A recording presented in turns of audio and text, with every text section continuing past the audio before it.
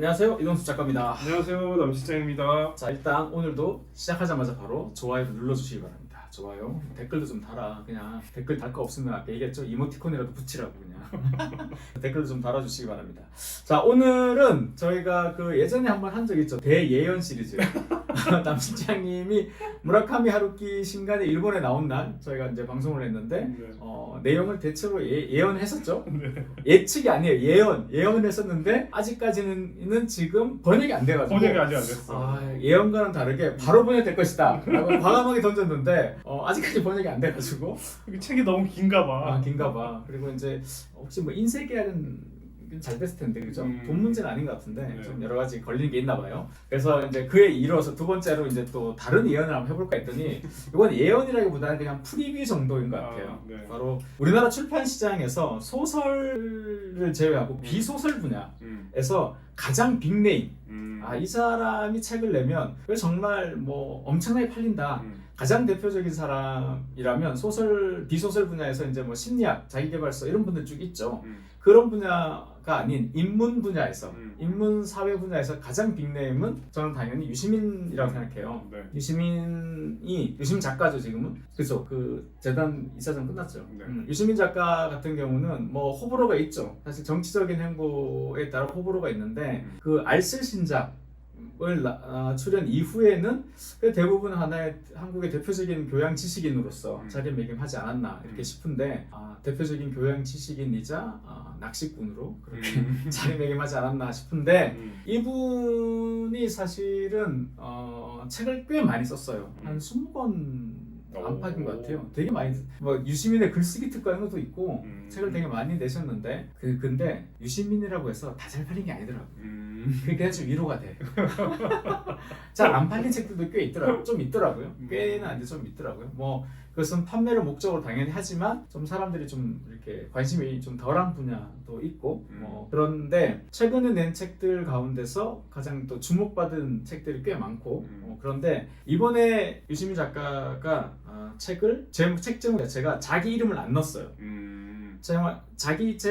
책 제목에 자기 이름을 안 넣는다. 자신감 같은 거죠. 네. 유시민이라고 박으면 잘 팔릴 텐데 책 제목이 무려 문과 남자의 과학 공부.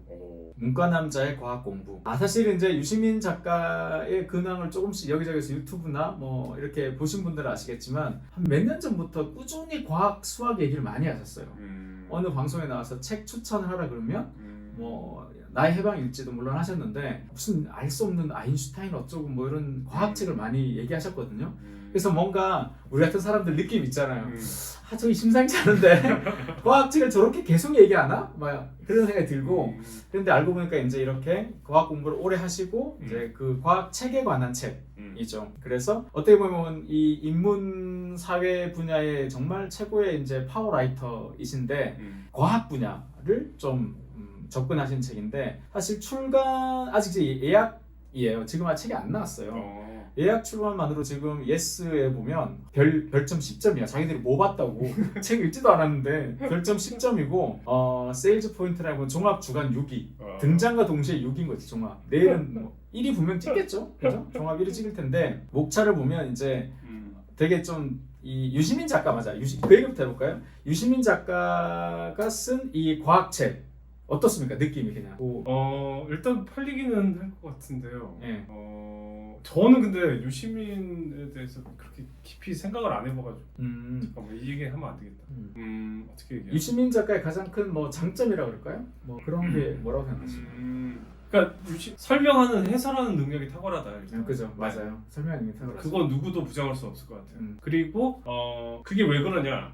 그러니까 본인이 고민했던 점이 어떤 지점이고 그 고민점을 굉장히 일반인의 눈높이에서 펼쳐 보이기 때문에 그냥 이렇게 듣고만 있어도 설득이 되는 것 같아요. 그러니까 그 대표적으로 비트코인이나 뭐 어떤 비트코인 때 메타버스나 뭐 이런 개념들이 있을 때 이걸 어떻게 설명해 줘야 될까? 뭐 그런 그 영상들 보면 제일 대표적으로 잘 드러나지 않나. 맞아요. 제가 유시민 작가의 그 능력에 감탄했던 대표적인 사례가 뭐냐면 제 경험인데 저는 그 전까지 유시민 작가가 그냥 되게 똑똑하다 이런 이미지였어요. 되게 똑똑하다, 아는 거 많다, 근데 말도 되게 논리정연하게 잘한다. 근데 어떤 사람은 되게 싸가지 없다고 얘기한다. 뭐 그 정도의 수준이었어요. 그런데 내가 이분 정말 대단하다라고 느낀 거 있죠. 똑똑하다가 아니라 대단하다고 느낀 게 뭐냐면, 내가 아이가 생기고 나서 이제 우리 같은 먹물들은 뭐가 생기면 일단 책부터 찾잖아요. 애가 이제 생기고 나서 DNA에 관한 책을 찾아 읽어봤어요.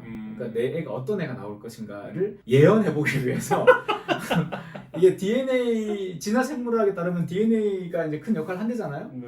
그래서 이제 DNA는 과연 뭘까? 나 이 애는 어떻게 생겼을까? 뭐 이런 궁금해서 DNA 공부를 막 했는데 굉장히 앞부분은 쉬운데 갈수록 너무 어려운 거예요. 이 DNA를 설명하는 책들이 어떤 느낌인가 하면, 과학 분야 책들을 읽으면서 느낀 게 뭐냐면 여기는 우리끼리 보는 데야. 우리 외적인 분야 애들은 니네끼리 그 놀고 우리 분야에 놀러 안 올 거잖아. 그냥 우리는 우리의 언어로 이야기할래. 이런 느낌이에요. 그러니까 막 일부러 그러려고 그러는 게 아니라 약간 불친절해요. 일부러 그러려는 건 아니야. 그분들은 그 안에서 통용되는 언어라는 게 있잖아요. 근데 미술 같은 경우는 워낙 많이 항상 새로운 사람들이, 이게 신규 독자들이 이게 진입하기 때문에, 저자들도 신규 저자들이 생기기 때문에 항상 쉽게 써야 된다는 게 있어요. 대중의 언어로 써야 된다. 이게 있는데 과학은 그렇지 않은 거예요.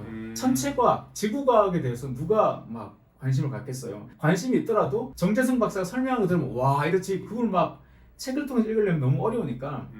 그래서 저도 앞에 한 30-40페이지 너무 재밌어. 뒤로 갈수록 갑자기 연력학 막 이러면 뭐야 어쩌라는 거지 막 이렇게 되는 거예요. 그런데 제가 그 책을 다 끝까지 읽고 나서 약간 알쏭달쏭한 상태였어. 저는 확실히 이해했다고 느끼는 척도가 뭐냐면, 내가 누군가한테 쉬운 말로 설명할 수 있냐 없냐거든요. 그러면 내가 확실히 이해한 거야. 그게 비록 잘못 이해했더라도 그게 중요한 거라고 생각하거든요. 내가 설명할 수 있냐 없냐. 근데 이게 DNA 설명을 쭉 하다가 어떤 마지막 엑기스를 설명하지 못하는 기분이었어 항상. 근데 우연히 어떻게 유튜브 알고리즘을 통해서 유시민 작가가 DNA 설명하는 게 잠깐 나오더라고요. 어느 구절에 어느 강연에서 잠깐 한 3-4분 설명이 나오는데 이렇게 설명하는 거예요. 아버지와 어머니를 그분은 말씀으로만 했는데, 제가 이제 비유하면 아버지의 DNA, 어머니의 DNA야. 그런데 이 두 개를 예를 들면 이런 식으로 섞인다는 거예요. 이런 식으로 섞인다는 거예요. DNA가 이렇게 섞이니까 어떤 애가 나올지는 모른다는 거죠. 그러니까 너무 쉽잖아. 생각해봐. 예를 들면 저는 여기까지는 저희 아버지 닮았거든요. 밑에가 엄마 닮아서 망한 거야 얼굴이.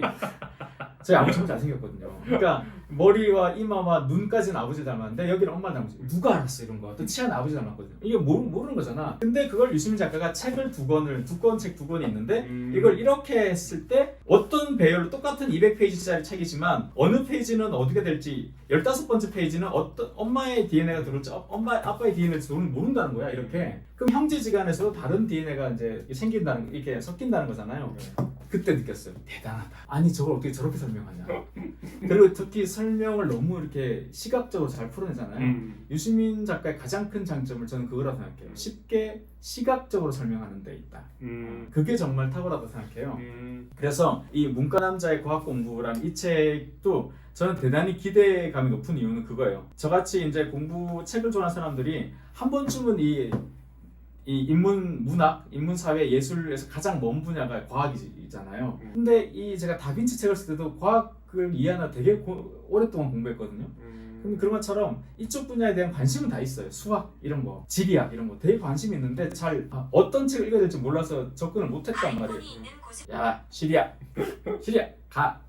그래서 인문, 사회, 예술 이쪽 문과, 문학 이런 거 좋아하는 문과 남자들, 인문, 사회, 예술, 문학 이런 거 좋아하는, 인문학을 좋아하시는 분들도 과학에 대한 관심은 있는데 평소에는 포기를 많이 했을 거예요. 칼 세이건, 코스모스 이런 거 많이 포기했거든요. 읽다가. 아니면 도킨스, 이기적 유전자 이런 거. 근데 유시민 작가가 여기서 이제 여러 분야를 다뤄요. 인문학과 과학, 그 다음에 뇌과학, 생물학, 화학, 물리학, 수학 이런 여러 분야를 아주 쉽게 말하면 뭐랄까요? 그 일상의 어떤 이야기, 예를 들어 생각해보세요. 뇌과학을 얘기하면서 측은지심 뭐 이런 얘기를 하기 쉽지 않잖아요.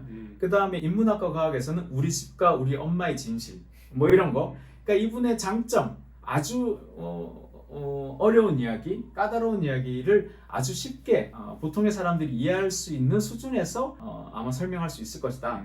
그래서 이 책은 아마 굉장히 많이 팔리지 않을까. 실제로 쓴 책은 128종이나 되네요. 근데 그러니까 저는 유시민 작가의 이 책이 일단은 많이 팔릴 거라고 생각해요. 이건 뭐 예언도 아니죠. 뭐 많은 분들이 생각하시는데 다만 유시민 작가의 단점이 있어요.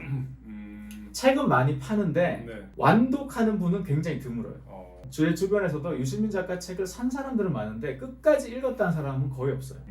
그러니까 책 한 권에 들어가야 된다고 생각하는 지식의 양을 유시민 작가님은 아마 저희 이제 삼촌 세대시니까 그 자신이 읽었던 책을 기준으로 해서 그래도 한 이 정도는 들어가야 된다라고 생각하는데 요즘 독자들은 그거가 조금 많다고 느낀다라고 저는 봐요. 근데 지금도 페이지가 한 300페이지 좀 더 되는 정도인데 그래도 요게 좀 걸리는 거죠. 이 유시민 작가 그 지식의 양을 조금만 줄이고 생각의 양, 자기의 관점을 조금만 더 넣는다면 훨씬 더 많은 독자들이 책을 끝까지 읽을 수 있지 않을까. 그래서 유시민 작가의 단점은 우리도 자기처럼 그렇게 똑똑한 줄 안다. 그러니까 그것을 조금 낮춰달라. 이제 그렇게 볼 수 있을 것 같습니다. 하나 더 저는 이제 유시민 작가 생각하면 되게 이 사람은 직관형의 인간이구나. 직관이 엄청 강하구나. 그리고 그게 어떻게 보면 독일 수도 있는 게 이제 직관 굉장히 똑똑하잖아요. 그래서 본인의 직관을 설명할 수 있기 위해서 어떻게 다른 것들을 다 잘 끌어들여서 그 설명의 틀에 맞추는 느낌도 조금 없지 않아 있어요. 근데 이 유시민 분야가 계속 공부했던 분야가 아니라 이런 과학이나 요즘 이제 새로운 과학들은 사실 뭐 전문가들이 보기에도 변화나 발전이 빠른데 이런 것들을 자칫 이렇게 그 자신의 거대한 직관의 틀로 녹이다 보면 부작용도 있지 않을까. 그래서 많이 팔리는 대신에 그런 어떤 반발도 많이 있지 않을까. 그런 또 조심스러운 예측을. 저는 쓸데없다고 생각합니다. 근데 유시민 작가가 아마 그런 생각을 했을 것 같아요. 인문 교양, 그러니까 자기 책을 주로 읽어왔던 독자들에게 과학과 수학 이런 영역을 알면 당신들의 독서나 당신들의 세상을 보는데 훨씬 더 도움이 될 것이다 라는 차원에서 좀 요 지식들을 갖고 일상을 설명할 수 있는 에피소드를 넣어서 설명할 것이니 남 실장이 지금 걱정하는 바처럼 자기가 이제 과학도이냐 설명하는 그런 오류는 저지르지 않을 것이다. 아니 근데 이제 요즘은 사실 유튜브 시대다 보니까 전문가들 투성이잖아요. 어떻게 보면. 자칭 전문가들. 아니, 돌돔빵 뭐지? 자취빵 이렇게 얘기하면 되지. 네, 저는 전문가들이 많죠. 네, 전문가들의 시대고 유시민은 유시민의 전문 분야가 있거든요. 그쵸. 또 사람들이 듣고 싶어하는 얘기도 있고. 근데 그런 얘기보다 더 확장시켜서 한다는 건 대단한 용기라고 생각하고 기대가 되네요. 그리고 원래 유시민은 서울대 경제학과 나왔잖아요. 독일에서도 경제학을 공부하셨고 근데 경제학 책도 많이 내셨는데 글쓰기 책도 냈고 그 다음에 역사책을 많이 내서 역사책으로 많이 입지를 다졌고 그리고 유럽 도시 여행서 같은 책도 좀 냈어요. 그 유럽 도시 기행 같은 경우는 저는 그게 좀 아쉬웠던 게 그런 거였거든요. 저는 유시민의 생각이 궁금한 거거든요. 그 도시를 여행한 유시민은 그 도시를 어떻게 봤느냐.